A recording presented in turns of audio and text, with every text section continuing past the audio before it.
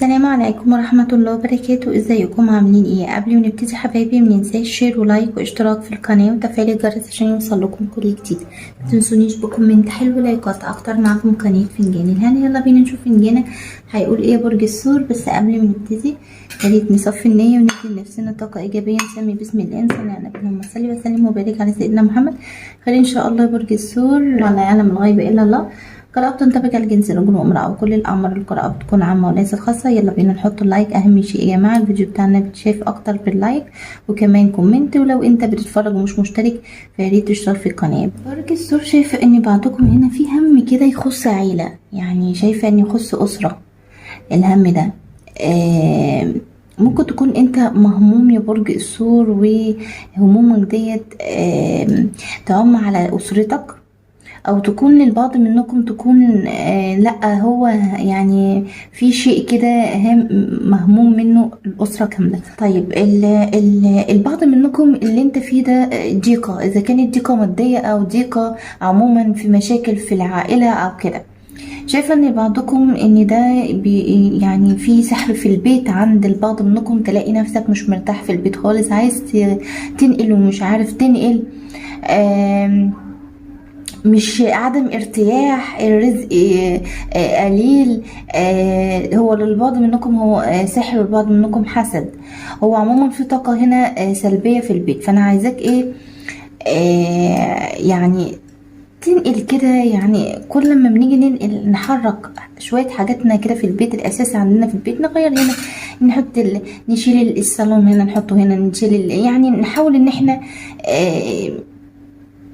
يعني ايه نحرك كده شويه في البيت. في البيت ده بيدي بنغير من طاقتنا شويه يا جماعه، لان البعض منكم مش مرتاح في البيت عنده. فانا عايزه ان يكون في حركه كده في البيت شويه، يعني نبدل شويه الاماكن. تمام. في مراقبه هنا دي، يعني انت بتراقب او حد بيراقبك. بس هنا في مراقبه، بس هي المراقبه ديت بنسبه كبيره ان حد هنا مراقبته فيها حسد ليك. يعني مراقبة شخص ليك فيها حسد. وكمان ممكن يكون كمان للبعض منكم أشخاص كمان، مش شخص واحد بس. هي يعني هو في شخص هنا في مراقبة منه فيها حسد ليك، ويمكن يكون هو كمان اللي مؤثر على نفسيتك من ناحية بيتك وكده، والمشاكل اللي عندك أو أيا كان ايه هي النفسية حتى لو كانت تعبانة. في تفكير عندك كتير زايد، في شيء معقد عندك، في شيء متأجل، في شيء منتهي، في حاجة معقدة. يعني أنا شايفة إن في تفكير هنا كتير، بس بنسبة كبيرة في انتهاء شيء ليك. يعني في حاجة انتهت عندك فأنت بتفكر فيها. شايفة في طاقة ندم عندك، طاقة ندم موجودة عندك أنت يا برج الثور.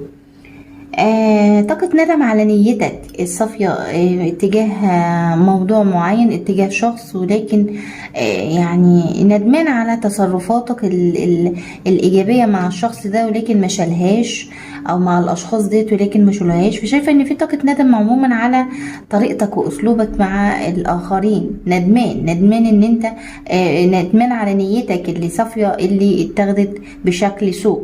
بعضكم في غيرة كده انت خفيها، يعني ممكن تكون انت في غيرة كده عندك على الشريك، غيرة في حاجة تانية الله اعلم. ولكن شايفة انك انت الغيرة دي انت خفيها، يعني مش عايز توضحها، او انت مش عايزة تظهر عليك. ده للبعض منكم وبقلة قليلة منكم. برج الثور في شيء كمل عندك هنا انت تمكنت منه، او هتتمكن من شيء يكمل لك يعني ان شاء الله على خير. بعضكم ندمان على عتاب انت عاتبته.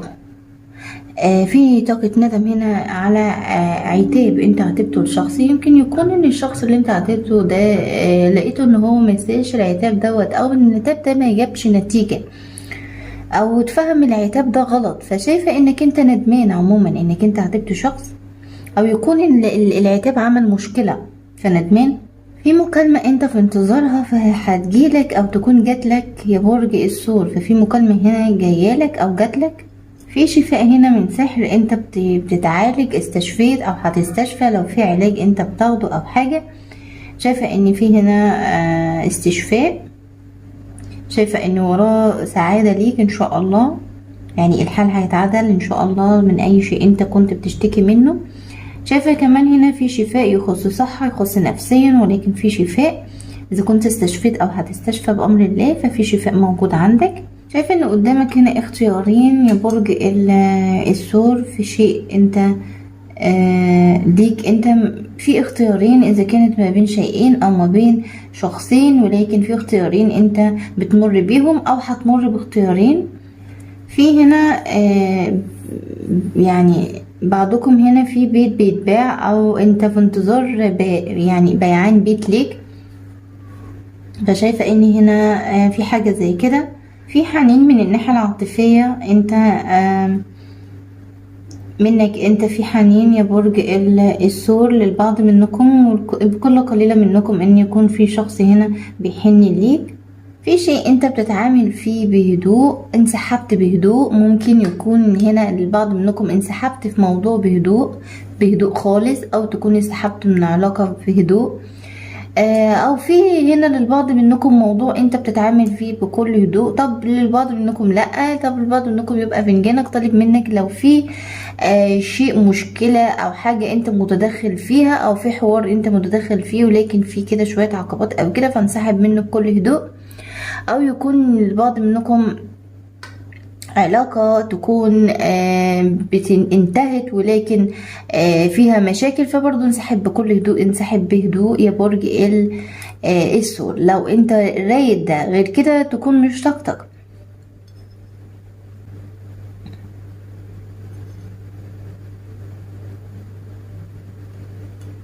تعالى يا برج الثور كده نشوف فنجانك ان شاء الله خير. افكركم باللايك والاشتراك لو انت مش مشترك بليز بعد اذنك. برج الثور البعض منكم يعني انت مش عندك حما واحدة، انت عندك 2 أو 3. يعني ازاي؟ يعني دول ممكن يكون ام الشريك و2 كمان معاها، او يكون 3. فاهمين؟ يعني الله يكون في عونك، الله يكون في عونك. حتى لو البعض منكم بعيد عنهم ولكن برضو هم حموات برضو من بعيد لبعيد. في شخص خبيث يعني عنده إبداع في الخبز، المحيط بيك عنده إبداع في الخبز. شخص عندك شوية تخوفات ان يكون في سحر او حاجة. شايفة كده ان بعض منكم فيه شوية تخوفات من ناحية حاجة زي كده. حرف الاف موجود في فنجانك، وده ممكن يكون في اسمك او يكون في اسم شخص حواليك، او للبعض منكم ما ينطبقش عليك اصلا. طيب برج الثور بعضكم متحمس في شيء وبثقة، او يكون البعض منكم عندك حماس عموما في شيء وواثق فيه، او يكون فنجانك طالب منك انك يكون عندك حماس في حاجة معينة انت بتمر بيها، ويكون عندك الثقة في انها تتم ان شاء الله. متحفز لبيع شيء يا برج الثور، اذا كان تم او هيتم فانت كنت متحمس. برج العقرب موجود هنا في فنجانك، ده في شيء بيربطك ببرج العقرب او كان بيربطك ببرج العقرب.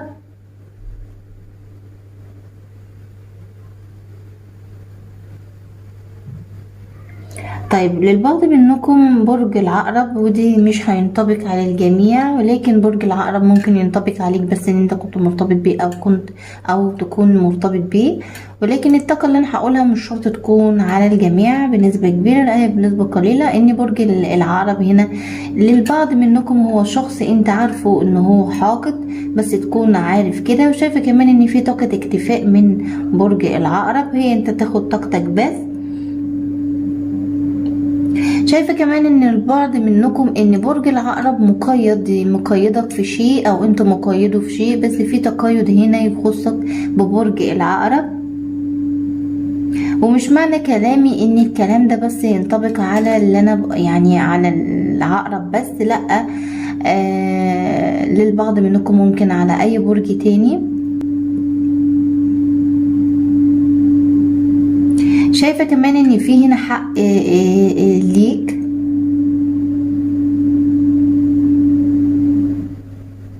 بس الحق اللي ليك دوت يعني مع حقاد، عارفين يعني مع اشخاص اعداء حقاد ليك. انت ليك حق عندهم، ممكن يكونوا الاشخاص دي تكون يعني أذياك، تكون عاملة لك طاقات سلبية، أو تكون كمان ظلماك في حاجة، موقعك في ظلم أو كده. فشايف ان ليك حق عند حد زي كده للبعض منهم، او ليك بقى يعني ليك فلوس او حاجة. شايفة بعضكم بتعمل جلسات لشيء، بس انت بتحلم في انك انت خلاص يعني اكتفيت من الجلسات ديت. في جلسات كده ممكن تكون مكلفة ليك، او ممكن تكون تعبت من الجلسات ديت. ممكن يكون ان البعض منكم يكون تعبت نفسيا من الجلسات ديت. يعني جلسات معينة انت بتعملها للبعض منكم، ممكن ما تخصكش انت، تخص شخص قريب منك، بس انت في طاقة اكتفاء من الجلسات ديت. ممكن تكون خلاص، مش شرط تكون تعبت او تكون ماديا او تكون نفسيا او تكون صحيا، لا، ممكن تكون انت اكتفيت من يعني خلاص اكتفيت مش عايز تاني جلسات. ممكن يكون كده عند البعض منكم. جلسات دي بقى تخص يعني شيء طبي، او تخص عموما جلسات لها علاقة بسحر او حاجة، الجلسات وكده. ممكن في حنين هنا السند ليك يا برج الثور. ممكن حنين السند ده ممكن يكون حد من اولادك، حد من اخواتك، يكون يعني شريكة. ممكن عندك حنين ليه. هو شخص ممكن يكون مسافر كمان، عندك حنين ليه. الفترة دي للبعض منكم فترة مملة انت بتمر بيها يا برج الثور، بس ان شاء الله يعني هيكون في تحسن. اسم نيرة، واسم نيرة دوت ممكن يكون ده اسمك، وممكن يكون ده اسم شخصي انت تعرفه، ويكون ده اسم انت تقابله في الايام القادمة ولكنه موجود. في هنا شيء يخص عقد ليك، بس ده في ظلم ليك انت يا برج الثور. يعني شايفة ان ممكن يكون ده عقد عمل، عقد زواج، عقد حاجة بس انت اتظلمت فيها يا برج الثور. طب ناخد بالنا لو احنا في عقد قدامنا، احنا نكون احنا يعني لسه ما مرتش بده للبعض منكم، ولكن شايفة انك انت ممكن تتظلم فيه. فخد بالك، يعني حكم عقلك كده وتكون بتفكر كويس جدا قبل اي عقد انت داخل عليه يا برج الثور. ده لو انت ما مرتش بيه، لكن بعضكم مريت بحاجة زي كده. انت مشتاق تشوف حد، تشوف شخص، او تشوف حاجة انت متعلق بيها. شايفة انك انت في حاجة انت متعلق بيها، انت مشتاق انك تشوفها.